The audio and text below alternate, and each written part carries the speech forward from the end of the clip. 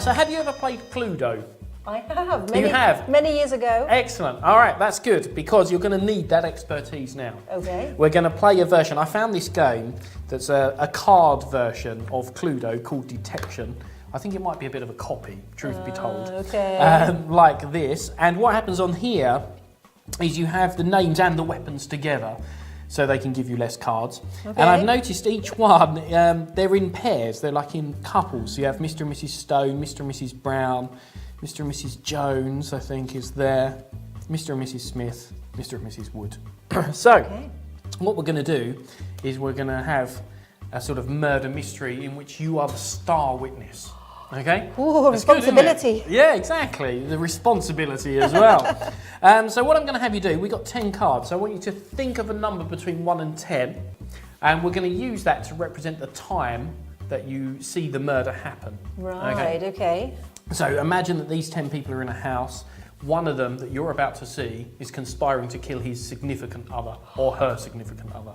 All right? Okay. So what will happen is, we'll use your number as the time. Okay. I'll show you the cards one at a time, and the person at your number, that's who you need to remember. That's the murderer. Okay. Okay. So that's person number 1. That's person number 2. That's person number 3. That's 4. I'll look away as well. 5, 6, 7, 8, 9, and 10. Okay, so now you know who the murderer is. I do. And you're the only person in the world who knows for sure. Okay. And you also know who the victim is, because you know they're going to kill their partner as well. So you're way ahead of the game. Okay. And Can I warn them? I want to warn them. No, it's too late for them. The fate, it's all over for them now. Okay. But the next thing we need to work out is the weapon. And we're going to do that a bit differently.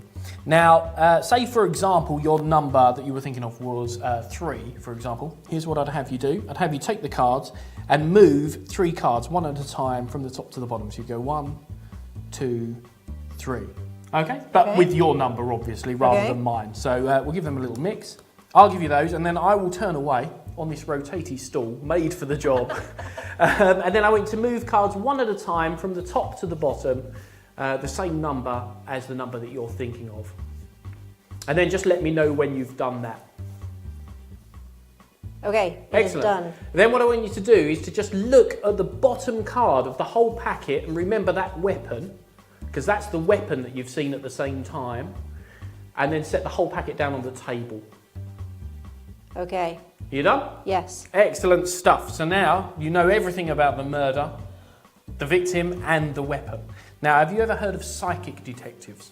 Yes, I have. Is it actually a thing? Apparently, the Yorkshire Ripper was caught by a psychic who, over a map, went, it's him and he's there. No. Yeah. Oh, So I didn't know that. I don't know if that means he was rubbish or if the police were not very good either. I don't know. However you look at it, something went wrong there. But I'm going to try and be a psychic detective and pick up the information of this murder. Okay, so these are going to be my clues. This one, no, I don't feel. Oh, yeah, I feel something here. This one is the victim, I think. Yes, I got very dead vibes from there. Let's have a look here. Nothing. Oh, bad vibes from that one. That's the murderer, I reckon. No. And the weapon now. Let's go for the weapon. This doesn't always work, but I think it's here. And with a little bit of luck, we've solved the murder of Mrs. Jones, murdered by Mr. Jones in a particularly gory fashion with the scissors. Was that right? It was absolutely right. We have solved a murder.